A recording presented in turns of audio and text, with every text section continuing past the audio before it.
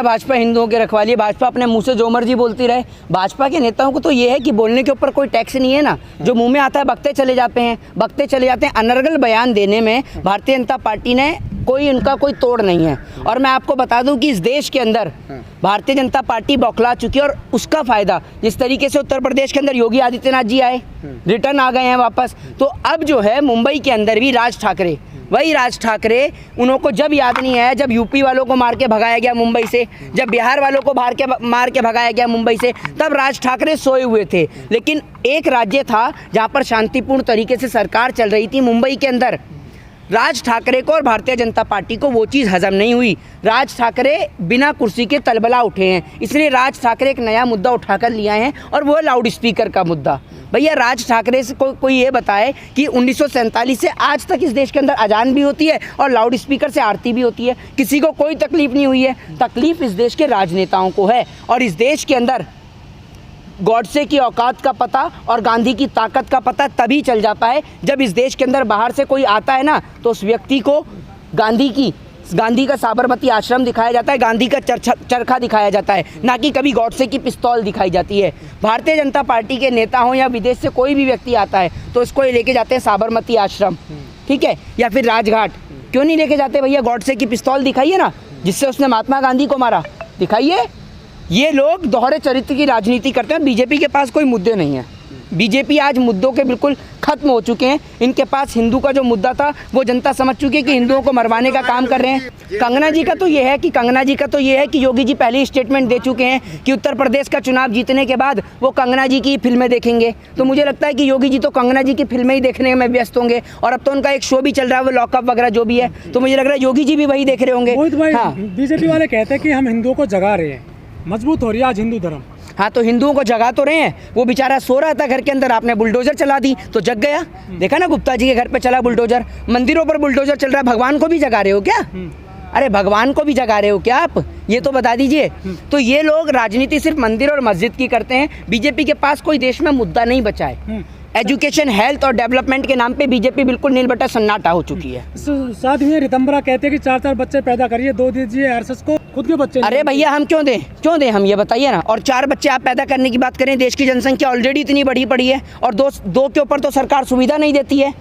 ये इन जैसे व्यक्तियों को तो ऊपर मुकदमा दर्ज होना चाहिए, इनको गिरफ्तार क्यों नहीं करती है सरकार? मुझे ये समझ में नहीं आता। उधर वो आपका साक्षी महाराज का स्टेटमेंट आपने सुना होगा, वो बोल रहे हैं कि अपने घर में वो कोका कोला की बोतलें रख लो और क्या कहते हैं, साथ में तीर कमान रख लो, पुलिस आपको बचाने नहीं आएगी। अरे भैया ये लोग सरासर देश में हिंसा करा रहे हैं और सरकार तमाशा देखने में लग रही है। सरकार चुप और मौन बैठी है। सरकार इनके खिलाफ एक्शन और कार्रवाई क्यों नहीं करती है, मुझे ये समझ में नहीं आता। क्या इस देश के अंदर दंगे कराने के लिए भारतीय जनता पार्टी जिम्मेदार है? अनुराग ठाकुर जो हैं वो इनके ऊपर कार्रवाई क्यों नहीं करते? नेशनल मीडिया के चैनलों पर, सोशल मीडिया पे ही क्यों लगाम कसी जाती है? इस बात का जवाब दें। जिन्होंने मुस्लिम महिलाओं को गाली देने का काम किया उसका बेल हो जाता है, लेकिन खालिद सईद की, उमर खालिद जो 2-2 साल से देश बचाने की बात करते अभी तक जेल में, ऐसा क्यों? बेल हो गया महिला गाली। देखिए आप समझ नहीं रहे हैं। भारतीय जनता पार्टी के राज में जो देश के खिलाफ बयान देगा, भारतीय जनता पार्टी उनको जेल से बाहर कर देती है। लेकिन जो देश को जोड़ने की बात करेगा, देश को एक साथ लेकर चलने की बात करेगा, उसकी बेल तो दूर की बात, उसका तो एनकाउंटर, मर्डर तक करा सकती है सरकार। तो आप ये सुरक्षित मानिए कि वो जेलों के अंदर सुरक्षित हैं। वरना सरकार, आप ये समझ लीजिए, जो सरकार की बुराइयां दिखाए, सरकार की खिलाफत करे, सरकार उसको उठा के जेल में डालने का काम करती है। रोजगार देने में कितना सफल है, क्योंकि आप एक युवा हैं, रोजगार देने में कितना सफल रही है सरकार? हाँ, रोजगार देने में तो क्या, रोजगार के नाम पे मैं इस प्रकार के शब्दों का प्रयोग नहीं करता हूँ, लेकिन मैं आज आपसे कह रहा हूँ कि रोजगार के नाम पे जो जनता का चूतिया बनाया है ना इन्होंने, खुलेआम पागल बनाया है, उस प्रकार का काम कोई और नहीं कर सकता। और मोदी जी ने ये दिखा दिया है कि भैया गिनीज वर्ल्ड रिकॉर्ड में उन्हीं का नाम आएगा झूठ बोलने में पहले नंबर पर, और कोई व्यक्ति उनको पीछे पछाड़ नहीं सकता है। मोदी जी एक चीज़ बता दीजिएगा ज़रा कमेंट में लिखिए, अगर वीडियो देख रहे हो तो, ये झूठ बोलना सीखा कहाँ से है आपने? क्या गुजरात के अंदर कौन सा ऐसा स्कूल खुल गया जहाँ से आप इतने ट्रेंड झूठ बोल के सीख के आए हैं? तो पूरे देश को बताइए, पूरा देश आपसे जानना चाहता है कि आप ये झूठ बोलना कहाँ से सीख के आए हैं। और झूठ बोलते हैं, माना झूठ बोलने में एक्सपर्ट है, झूठ बोलिए, क्योंकि मानते हैं आप 15 लाख दे नहीं सकते हैं, आप 100 स्मार्ट सिटी दे नहीं सकते हैं, 2 करोड़ रोजगार दे नहीं सकते हैं, नहीं दे सकते आप, लेकिन देश के अंदर सांप्रदायिक हिंसा मत कराइए। देश की मीडिया कर रही है अली बजरंग बली पर खलबली का विश्लेषण। अब इनके टॉपिक सुनिए क्या क्या हैं, ठीक है। एक लिखता है कि अली या बजरंग बली, ये देख लीजिए, ये देश की मीडिया के, गोदी मीडिया के टॉपिक्स हैं। हम इन पर चर्चा नहीं कर रहे हैं, हमारी चर्चा इस विषय पर होनी चाहिए कि देश के अंदर आज गरीबी है तो क्यों है, देश के अंदर महंगाई है तो क्यों है, देश की आर्थिक स्थिति डैमेज है तो क्यों है, और आखिर इन सब चीज़ों का जिम्मेदार है तो क्यों है और कौन है। ये हमारा विषय नहीं है कि अली, बजरंग बली, मंदिर, मस्जिद, चर्च, गुरुद्वारा। मैं आपको बता दूं, मैं एक कानून का छात्र हूँ और मैं स्कूलों पर चर्चा करता हूँ, मैं विश्वविद्यालय और अस्पताल पर चर्चा करता हूँ। मैं कोई मौलाना या पंडित नहीं हूँ जो मंदिर और मस्जिद पर चर्चा करूँगा। मैं देश के विकास, एजुकेशन, हेल्थ और डेवलपमेंट पर चर्चा करता हूँ। जी, उनके पति सहित दोनों जेल चले गए हैं। बहुत बढ़िया काम हुआ है, क्यों नहीं जाना चाहिए जेल।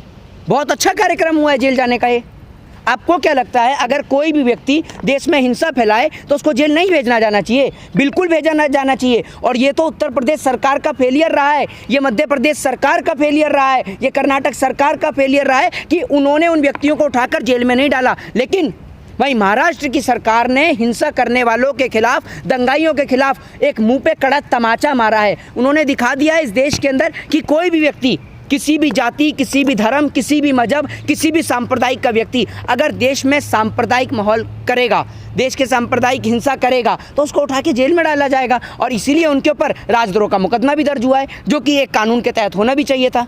लेकिन बीजेपी सपोर्ट कर रही है पीछे से दोनों को। बीजेपी का तो काम ही यही है, जो देश में आग लगाता है, जो देश को जलाता है, भारतीय जनता पार्टी उसको सपोर्ट करती है। इसमें नया क्या है? कुछ ट्रेंडिंग बताइए ना, कोई ट्रेंडिंग मुद्दा हो तो। ये मुद्दा तो बहुत पुराना है। बीजेपी इस देश के अंदर जो देश का नुकसान करते हैं, देश की सरकारी संपत्तियों को ढाते हैं, देश के खिलाफ अनर्गल बयान देते हैं, बीजेपी उनको हमेशा से सपोर्ट करती है। ये कुछ नया नहीं है इसमें। मंदिरों को तोड़ने की प्रक्रिया चल गई है, चाहे यूपी हो, चाहे दिल्ली हो, चाहे राजस्थान हो। तो मैं आपको बताता रहा हूँ, यही तो था हिंदुत्व, यही था मोदी जी का हिंदुत्व, यही था योगी जी का हिंदुत्व।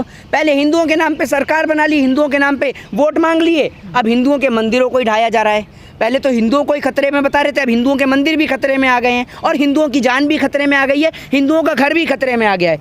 गुप्ता जी का घर ढाया गया ना, दिखा रहे थे पेपर्स भी, गुप्ता जी का घर ढाया गया। बुलडोजर से आपने देखा होगा, क्रेन्स के जरिए एक जूस वाले का भी उठाया गया था नोएडा में, भूल गए आप? तो सबसे ज़्यादा टारगेट तो हिंदू हो रहे हैं। लेकिन अगर हिंदू अभी भी ना समझे कि वो भैया बीजेपी का वो हिसाब है, जिस थाली में खाते हैं उसी में छेद करते हैं, ये इनकी पुरानी आदत है। जो सत्य दिखाएगा, जो सच्चाई को प्रदर्शित करेगा, उसके खिलाफ मुकदमा दर्ज होता है। वरना आपने कभी देखा है कि अर्नब गोस्वामी के खिलाफ मुकदमा दर्ज हो, न्यूज़ 18 के पत्रकार के खिलाफ मुकदमा दर्ज हो, जी न्यूज़ के खिलाफ मुकदमा दर्ज हो? बताइए ना आप मुझे, कौन पे होगी? आपने उनकी रिपोर्ट देखी है? किस तरीके की रिपोर्ट्स हैं? नहीं होगी क्या उन पे? अरे बहुत से लोग हैं, हम जैसे लोग इस देश के अंदर बहुत सारे हैं जो रिपोर्ट्स और एफआईआर इन पे दर्ज कराते हैं, और हम भी कराते हैं। हम भी अभी बहुत सारी निकाल के रख रखी है, बहुत सारे लोगों का चिट्ठा, उन पे एफआईआर 1 by 1 करके करानी है। ये जो सुरेश चौहान के है ना, जो हर किसी पे मुकदमे डालता रहता है, कुछ इन्होंने पत्रकार पे भी, रिपोर्टरों पे मुकदमे डाल दिए सुरेश चौहान के ने। तो जो इन्होंने डिफेंस को लेकर भी आपने देखा होगा एक ट्वीट किया था, तो इन पर भी हम बहुत जल्द मुकदमा करने वाले हैं।